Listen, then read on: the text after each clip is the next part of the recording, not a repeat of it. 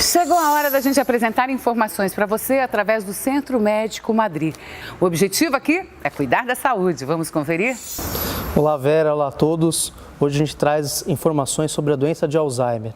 A doença de Alzheimer que está uma doença cada vez mais frequente na nossa região, talvez pelo número de idosos, cada vez mais expressivo no litoral de Santa Catarina e por ser uma doença que cada vez mais frequente, nós vamos comentar um pouquinho. A doença de Alzheimer, ela é uma doença diagnosticada em pacientes idosos, em sua maioria.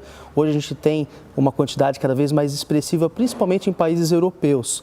Outra possibilidade da gente ter bastante nas nossas cidades aqui, pela descendência europeia, né? Açoriana e alemã, enfim, né? Então é uma região que tem, por essa descendência, temos bastante casos aqui também.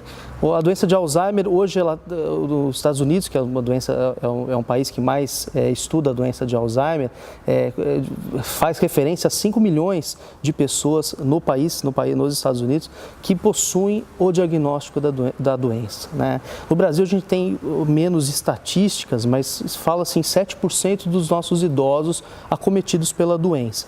Uma coisa que é importante frisar, que a doença de Alzheimer ela não é um sinônimo de demência. A doença de Alzheimer ela é uma das demências, ela é a mais comum, mas ela não é sinônimo. Demências são doenças, o Alzheimer é uma delas, que fazem alterações cognitivas. Uma dessas alterações cognitivas é a perda de memória, né? E o que é mais importante, que hoje 45% só dos pacientes são diagnosticados por um especialista.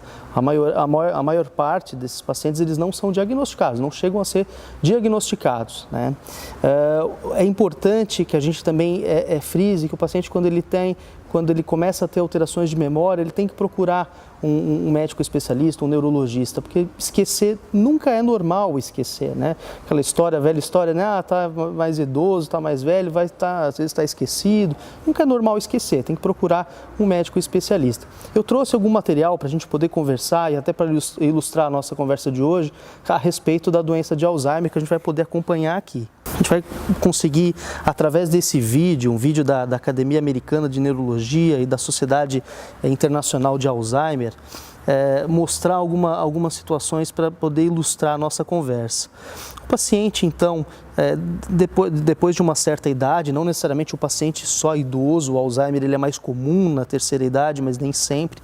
Então a gente consegue ver por esse vídeo os neurônios, né, e as suas sinapses, né? As sinapses que são as transmissões entre os neurônios, né, que são responsáveis pelo pensamento, pela atividade motora, enfim, por tudo que a gente executa, né? Astrócitos e micróglia, que são essas células também que estão presentes no nosso cérebro, que ajudam o neurônio a trabalhar bem, a funcionar bem, e aí o processo como um todo, né? Essas substâncias entrando e saindo que fazem parte das sinapses, né? Então, esses são os neurônios saudáveis, são os neurônios que a gente tem o tempo todo no nosso cérebro trabalhando. Essas duas situações ali, a beta-amiloide e tal, são proteínas anômalas, proteínas anormais, que não devem ter dentro do cérebro, né? E a gente consegue ver que essa proteína dentro do neurônio, ela começa a intoxicar esse neurônio. Por alguma razão, essa proteína, que ninguém sabe ainda ao certo, ela começa a causar essa intoxicação neuronal, tanto dentro do neurônio quanto fora. E isso começa a atrapalhar as conexões, a rede sináptica, né? As transmissões. Então, isso acontece de uma forma muito diminuta no começo, e isso vai se intensificando com o passar do tempo. E depois de uma determinada idade, o paciente acaba tendo sintomas de toda essa situação, atrapalhando, de um modo geral, o cérebro a ponto de causar uma atrofia cerebral. Por quê? Porque esses neurônios eles vão ficando cada vez mais murchos, né? E fazendo com que eles parem de funcionar, atrapalhando o funcionamento de muitos e parando de funcionar a parte deles. E com isso, o paciente começa a ter sintomas mais expressivos, como alterações de memória, alterações visoespaciais, alterações de linguagem, até esses sintomas serem mais importantes a ponto de atrapalhar o julgamento crítico, atrapalhar a parte motora, né? E com isso a gente consegue perceber como como a doença é complexa, né? Os sintomas começam, às vezes, de uma forma leve, que mesmo o paciente pode não perceber, às vezes a família percebe, o paciente não valoriza, e pode ser o começo de um diagnóstico, né? Que é importante ser feito de forma precoce, que é o que a gente tem de substâncias de tratamento no diagnóstico precoce, né? Agora, passando para os slides que a gente trouxe aqui também para ilustrar algumas outras informações, então, né? Então, 1 em 9 americanos idosos possuem a doença de Alzheimer, né? Um número expressivo, né? A gente cita a literatura americana, que é a que mais estuda, né? Que faz mais diagnóstico e que mais estuda a doença de Alzheimer, tá? No Brasil, então, 7 a 10% dos idosos com a demência de Alzheimer, sendo que no ano de 2017 nós temos uma estatística de 26 milhões de idosos, né? Aqui, ó, esse é o marco zero, né? A gente costuma falar para os pacientes, o começo da doença é na região hipocampal, que é a região da memória. A gente tem que entender a área da memória como uma escada em caracol. As memórias antigas do passado, da infância, lá da casa da avó, quando brincar lá na casa da avó, essas memórias mais antigas, elas estão no topo dessa escada em caracol. E as memórias mais recentes, elas ficam na base. Se a gente considerar, fazer um paralelo, que a doença de Alzheimer ela é como se fosse um fogo atingido essa escada em caracol, esse fogo inicia de baixo para cima. Então as memórias antigas elas estão preservadas no começo da doença, nas fases moderadas. Então o paciente muitas vezes fala, ou às vezes o familiar, ele tem memórias muito vívidas da época do passado, e realmente é isso, né? É porque a doença ela vai pegando a parte de baixo dessa escada, as memórias mais recentes, que é a região hipocampal. Aqui espalhando, mostrando para nós, né, como essa doença ela começa então na região hipocampal e ela se espalha, onde vai causando outros sintomas mais importantes. Isso é muito interessante. A gente tem aqui umas imagens de um pintor que teve a doença de Alzheimer. Então essa primeira imagem mostra quando ele não tinha doença ainda. Então mostra uma pintura bastante expressiva, né? Uma pintura cheia de riqueza de detalhes, as gôndolas, as pessoas nessa pintura da região de Veneza, né? E com o passar do tempo, então, por exemplo, na fase leve, a gente nota que essa pintura dessa mesma região que ele pintava, ela fica muito mais simplória, né?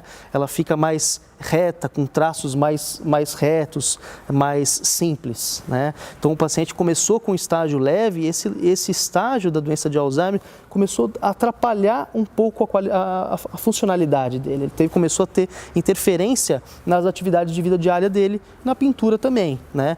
Sendo que mesmo nesse estágio inicial, as alterações se restringem à memória, talvez a aprendizado, um pouco de planejamento.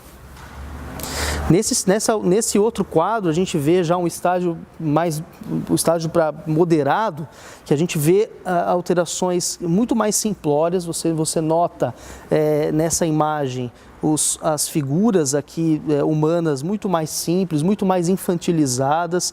A gente vê as cores mais fortes, então mostrando para nós um quadro, uma fase mais moderada da doença, onde o paciente tem dificuldade de planejar, onde o paciente tem questões de ter infantilidade, né? Ele apresenta um comportamento mais infantil, né? Até chegar a uma fase mais avançada, onde há prejuízo de várias funções cognitivas, onde se nota um comprometimento importante já das funções executivas, das funções de vida diária, né? Onde até a própria visopercepção das coisas fica diferente. O que é importante? Importante é que hoje a gente tem ferramentas de diagnósticos mais apuradas, né? Então, por exemplo, o FDG hoje é um exame que a gente faz em alguns pacientes quando a gente tem dúvida diagnóstica e que vem auxiliando muito aos médicos, aos neurologistas, nesse quesito de fazer o diagnóstico precoce, que é o mais importante. O diagnóstico precoce para a doença de Alzheimer é o que a gente busca, né? Então, o FDG ele mostra para nós um exame de um cérebro normal e um exame de um paciente com Alzheimer. Você nota a diferença dessa coloração. Isso são áreas que o neurônio não está captando energia, não está captando glicose. Então, mostra para nós, num diagnóstico difícil, como é importante esse exame. Outro exame fundamental que deveria ser feito em número muito maior do que ele realmente ainda é a bateria cognitiva, a avaliação neuropsicológica, né? Então, um neuropsicólogo ele pode hoje nos auxiliar com ferramentas muito importantes, testes complexos, para a gente ver se esse paciente está com alguma alteração. Então, se a gente suspeita, às vezes não tem alteração na imagem, um teste neuropsicológico nos dá um embasamento que é fundamental para a gente poder trabalhar. E isso mostra, né, a parte cognitiva, que ela pode se manter com uma alteração leve ou ela pode ir declinar para um Alzheimer. Então, o teste neuropsicológico é fundamental hoje em dia. Quero agradecer a Vera, obrigado Vera mais uma vez pela sua oportunidade. Essas eram as dicas de hoje, as informações de hoje do Centro Médico do Madri. Até uma próxima.